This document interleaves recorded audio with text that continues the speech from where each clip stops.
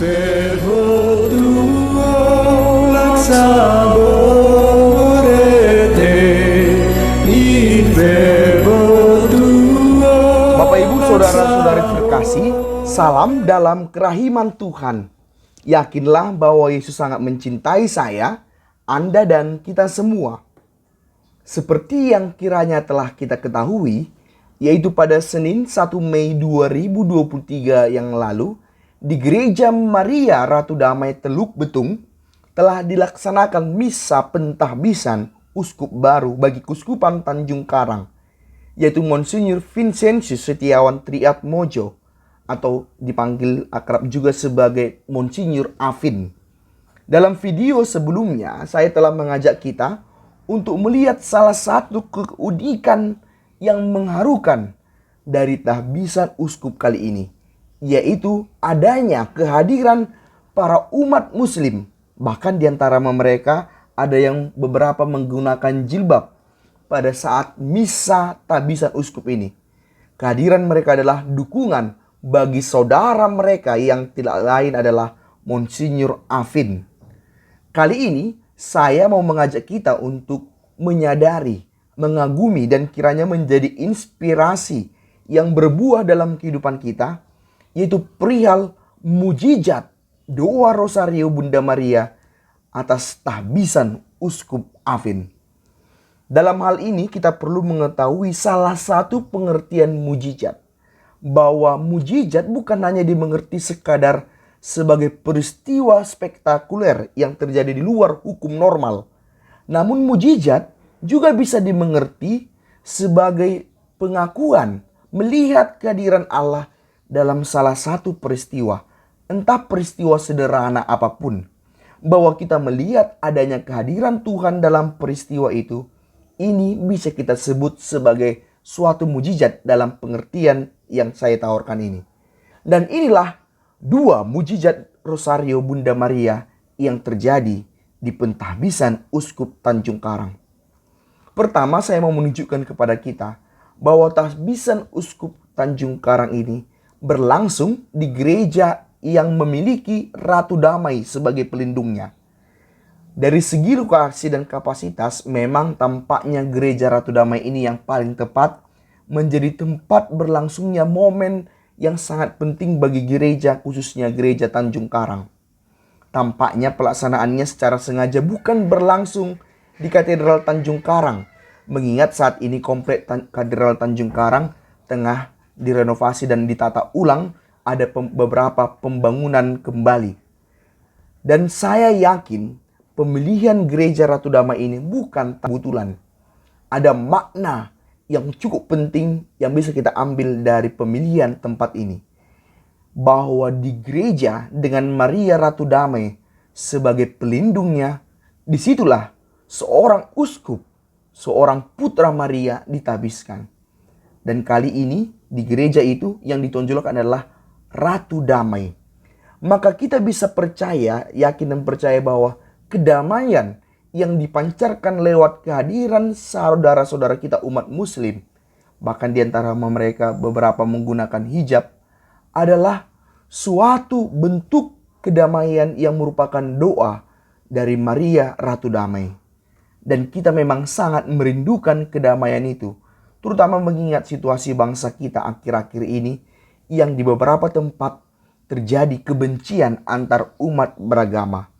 Maka kedamaian yang terpancar dari gereja Ratu Damai pada momen pentahbisan Uskup Tanjung Karang sungguh adalah wujud doa Maria Ratu Damai yang memohonkan kepada Tuhan agar tercipta kedamaian bagi dunia kita, bagi negara kita yang sungguh sangat membutuhkannya saat ini. Dan jika kita mengingat hari pentahbisan uskup, yaitu pada tanggal 1 Mei, itu merupakan hari pertama bulan Maria, tanpa bermaksud menyambung-nyambungkannya begitu saja. Namun kita boleh yakin bahwa pentahbisan uskup dengan momen kedamaian yang terjadi, yang begitu indah itu, adalah hadiah dari Bunda Maria bagi umat Katolik, khususnya umat Keuskupan Tanjung Karang pada pembukaan bulan Maria tahun ini. Patut juga kita ketahui bahwa umat Keuskupan Tanjung Karang pada tahun ini memang sedang juga mendalami yang namanya tahun devosi, di mana salah satunya juga mendalami devosi kepada Bunda Maria. Maka semoga umat Keuskupan Tanjung Karang dengan momen kedamaian dari tahbisan Uskup Tanjung Karang ini melihat bahwa devosi, khususnya devosi kepada Bunda Maria yang adalah Ratu Damai, sungguh patut dihidupi dan dikembangkan. Semoga harapan ini terwujud dengan penyertaan doa Maria Ratu Damai. Hal kedua, mujizat kedua yang justru menjadi paling penting untuk kita lihat dan sadari ialah bahwa harus diakui kedahsyatan doa Bunda Maria. Terjadinya mujizat lewat doa Bunda Maria sehingga berlangsunglah pentahbisan Uskup Tanjung Karang yang sudah sekian lama dirindukan itu. Dari profil Uskup Vincentius kita mengetahui bahwa ternyata orang tua dari Monsinyur Vincentius, yaitu Bapak Mikael dan Ibu Magdalena Sutarti, sudah lama mendoakan, khususnya lewat perantaran doa Bunda Maria, agar anaknya kelak menjadi uskup, yaitu Vincentius, Romo Vincentius menjadi uskup. Monsinyur Vincentius yang memiliki nama panggilan akrab Afin adalah buah dari doa tekun ini. Sudah sejak awal kehidupan doa menjadi yang paling penting dalam keluarga ini. Ada kesetiaan untuk berdoa dan juga kesetiaan berdoa rosari setiap malam oleh kedua orang tua uskup ini. Ada setidaknya 3 permohonan utama yang sangat dimintakan oleh orang tua Monsinyur Afin lewat doa rosario itu. Pertama, mereka meminta agar dapat menghadiri misa pertama anak mereka, anak bungsu mereka yang juga dipersembahkan menjadi imam, yaitu Wisnu Wardana yang adalah adik dari Monsinyur Afin. Juga dalam doa rosario itu dimintakan agar dapat merayakan hari ulang tahun perkawinan mereka yang ke-50 meski usia mereka sudah lanjut. Dan permohonan ketiga yaitu agar anak mereka Romo Vincentius Setiawan menjadi uskup. Dan secara bertahap permohonan yang dipanjatkan lewat doa rosario yang tekun setiap hari itu memang terjawab. Tahun 2015 dengan usia yang cukup tua, kedua orang tua Monsinyur Afin menghadiri tahbisan anak bungsunya Romo Marcelinus Wisnu Wardana di Sukabumi, Jawa Barat. Mereka sungguh yakin bahwa ini adalah mujizat dari doa rosario, karena mereka ternyata diperkenankan Tuhan menghadiri misa perdana anaknya meski usia mereka sudah tua. Bahkan sebenarnya pada tahun 2009, Bapak Mikael Sukidi, ayah dari Monsinyur Afin, sedang sakit parah. Saat itu HB-nya sempat hanya 4. Bapak Sukidi juga telah menderita sakit radang sendi. Jari-jarinya semakin terasa sakit dan kaku. Namun, meski demikian, jari jemarinya itu tak pernah berhenti menggulirkan bulir-bulir doa rosario. Permohonan kedua dalam doa rosario yang tekun itu terjawab juga pada tahun 2016. Bapak Sukidi dan Sutarti merayakan ulang tahun perkawinan mereka ke-50 sebagaimana yang telah mereka doakan selama ini dalam doa rosario. Dan saat itu semua anak-anak berkumpul menjadi suatu kebahagiaan bagi Bapak Sukidi dan Ibu Sukarti. Dan pertanyaan selanjutnya ialah, bagaimana dengan permohonan ketiga dalam doa rosario itu? Akankah anaknya, yaitu Romo Vincentius, sungguh menjadi uskup pada saatnya? Orang tua ini tetap bertahan dalam doa rosario memohonkan rahmat khusus permohonan ketiga ini. Dan memang pada tahun 2020, Bapak Sukidi meninggal pada usia 79 tahun. Dan kemudian 1 tahun setelahnya, istrinya Ibu Sutarti juga meninggal. Namun, doa permohonan ketiga itu, bahwa anaknya ditabiskan menjadi uskup, kiranya tidak berhenti walau mereka sudah meninggal. Doa itu ternyata diwariskan kepada anak mereka yang paling sulung, yaitu Justina Mulyawati bersama suaminya Markus Keo. Mereka diwariskan tugas untuk selalu mendoakan rosario. Dan pada awal doa rosario itu mereka memanjatkan doa ini. Doa dari Bapak Paulus Mikael Sukide dan Ibu Maria Magdalena Sutarti. Kiranya Bunda Maria mau meneruskan kepada Tuhan Yesus permohonan agar Afin menjadi uskup. Dan sungguh suatu mujizat. Suatu hari Justina ditelepon oleh seorang Romo mengatakan kepadanya untuk terus berdoa. Ia tidak mengerti apa maksud perkataan Romo itu. Namun sungguh ia berdoa hingga beberapa waktu kemudian ia mendapat kabar bahwa adiknya Romo Vincentius, Romo Afin itu terpilih menjadi uskup Tanjung Karang. Kita boleh percaya bahwa memang pentahbisan Monsinyur Afin sungguh buah ketekunan doa Rosario. Ada mujizat karena doa Bunda Maria di balik pentahbisan itu. Dan hal ini dikenang bahkan disampaikan secara terbuka oleh Monsinyur Afin pada sambutannya di akhir misa tahbisan uskup itu. Ia mengucapkan terima kasih kepada orang tuanya yang semoga sudah berada di surga. Dengan penuh haru Monsinyur Afin mengatakan bahwa di balik pentahbisan itu ada doa-doa yang luar biasa dari kedua orang tuanya. Walau Monsinyur Afin juga mengatakan dengan suara terbata-bata lantaran dipenuhi rasa haru. Ia mengatakan, "Bapak Ibu nggak jujur bahwa kalau berdoa mereka mendoakan saya supaya jadi uskup. Kalau saya tahu tentu saya nggak mau karena jadi uskup itu repot, berat." Ternyata yang mengetahui doa itu adalah kakak, yaitu Justina sebagai anak sulung. Ya, karena Bapak Ibu sudah berdoa, maka saya bertanggung jawab menerima buah doa itu, khususnya dengan perantaraan doa Bunda Maria. Demikianlah hal itu diucapkan oleh Monsinyur Afin, dan saat itu tampak keluarga dari Monsinyur Afin dipenuhi juga rasa haru, bahkan beberapa meneteskan air mata. Bola mata Monsinyur Afin juga tampak berlinang-linang, disertai dengan suara yang terbata-bata, penuh keharuan. Bapak Ibu saudara-saudari terkasih, inilah salah satu pengertian mujizat yang saya tawarkan, yaitu bahwa mujizat adalah melihat kehadiran Tuhan dalam salah satu peristiwa. Dan dalam pengertian ini, mujizat sungguh terjadi pada pentahbisan Monsinyur Afin. Pentahbisan Monsinyur Afin adalah mujizat di mana Allah hadir dalam peristiwa itu, bahwa ia mengabulkan dan hadir mendengar doa umatnya yang dipanjatkan selama ini lewat Rosario Bunda Maria. Dan itu tepat terjadi di tahun devosi Kuskupan Tanjung Karang. Bahkan pentahbisan itu berlangsung pada hari pembukaan bulan Maria tahun ini. Apakah doa memohonkan anak menjadi uskup adalah sesuatu yang wajar? Bukankah itu suatu ambisius? Saya yakin dalam hal ini, apapun yang namanya doa, apapun bisa dimohonkan, asalkan tetap sadar bahwa akhirnya semua akan ditentukan oleh kebijaksanaan Tuhan, apakah Tuhan berkenan atau tidak atas permohonan ini. Dan inilah doa dari Bapak dan Ibu Monsinyur Afin. Mereka berdoa dengan penuh harap, namun juga dengan penuh kepasrahan pada penyelenggaraan Tuhan.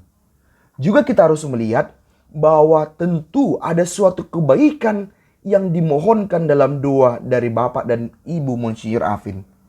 Kita jangan melihatnya sebagai ajang mencari kehormatan, melainkan mari melihatnya bahwa doa kedua orang tua yang tulus itu adalah ungkapan persembahan yang tulus dari kedua orang tua Monsinyur Afin bagi Tuhan dan gerejanya.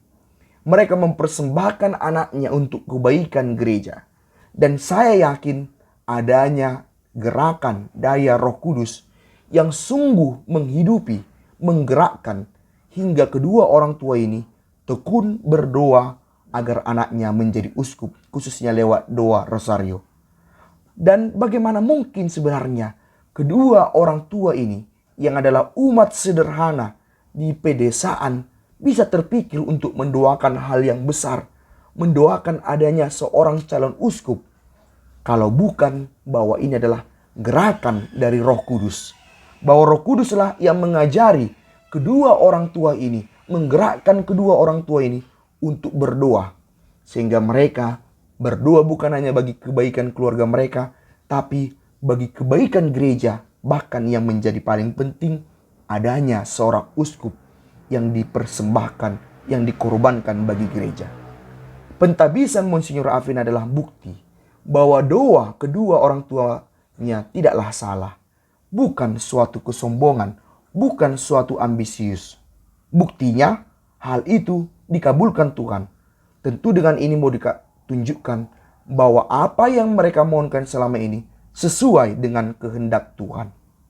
Dengan demikian kita juga bisa yakin dan percaya bahwa Monsinyur Afin sungguh uskup yang diberkati Tuhan, sungguh uskup pilihan Tuhan. Karena ia sudah sejak lama dipersiapkan dengan doa yang tekun, khususnya lewat doa rosario dari kedua orang tuanya. Meski dikatakan ia sendiri tidak tahu tentang itu. Monsinyur Afin dan semua umat, khususnya umat Tanjung Karang, bisa yakin bahwa Monsinyur Afin sebenarnya sudah dipersiapkan oleh Tuhan untuk tugas yang berat dan mulia itu menjadi uskup Tanjung Karang. Dan tidak tahu sudah seberapa banyak bulir-bulir rosario yang telah dipanjatkan oleh kedua orang tuanya. Daya doa yang digerakkan oleh roh itu menjadi modal pelayanan Monsinyur Afin. Kita percaya inilah mujizat doa rosario. Sebuah mujizat karena kita yakin Tuhan dengan daya Roh Kudus-Nya sungguh menyatakan kehadirannya lewat pentabisan uskup ini. Semoga kedua orang tua Monsinyur Afin yang sudah lama sungguh mendengarkan dan mau digerakkan oleh Roh Kudus kini berada di surga. Semoga Monsinyur Afin tetap dikuatkan Tuhan dan didampingi oleh Bunda Maria. Dan semoga kiranya pada tahun devosi Keuskupan Tanjung Karang ini, devosi, khususnya devosi kepada Bunda Maria, sungguh disuburkan apalagi dengan adanya mujizat pada momen pentabisan Uskup Tanjung Karang ini. Yesus, Engkau andalanku. Terima kasih pada Bapak Ibu, mudah-mudahan di surga.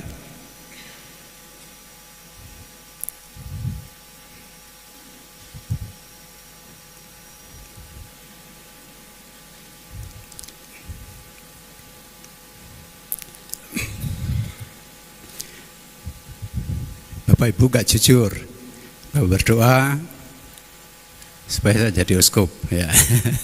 Kalau tahu saya tidak mau. Payah, angel. Ya, kemudian ternyata Mbak Titin anak pertama yang tahu. Karena Bapak Ibu meninggal, doanya diteruskan.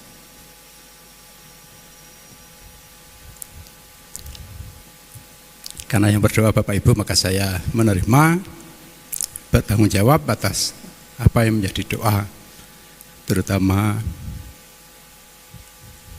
dengan perantaraan Bunda Maria.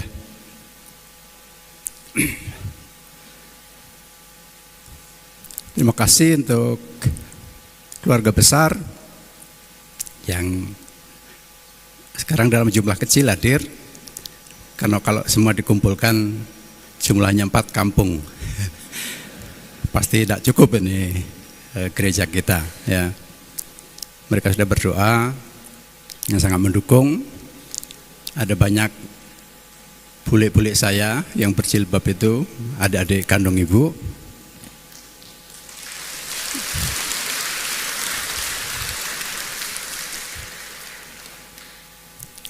Terima kasih sudah mendukung, datang ke sini. Saya perlu pancing bukan tisu. Ya.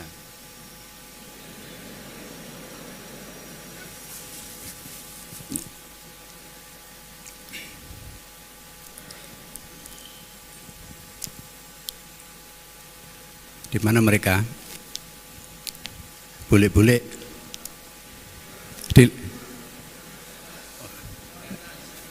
Silakan berdiri agak maju.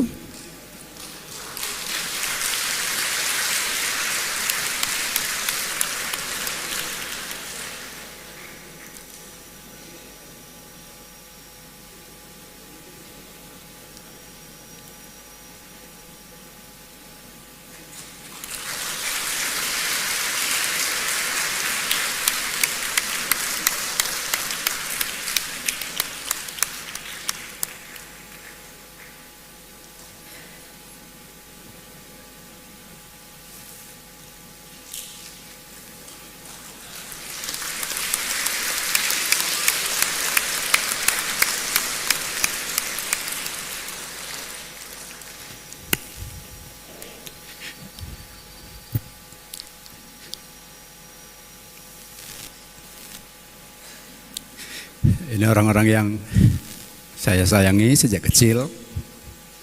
Mereka sangat berdekatan dengan keluarga. Ibu sebagai anak tertua kedua, tetapi walaupun adik-adiknya, mereka memanggil ibu saya juga ibu. Dan untuk membahasakan semua anak-anaknya, yang artinya sebetulnya keponakan-keponakan ibu, semua memanggil ibu saya ibu. Maka ibu saya juga menjadi inspirasi bagi kasih yang harus dibagi kepada sebanyak mungkin orang. Dan bersama mereka kami punya keluarga besar yang mungkin boleh disebut juga menjadi cikal bakal desa saya terpilih menjadi desa Pancasila.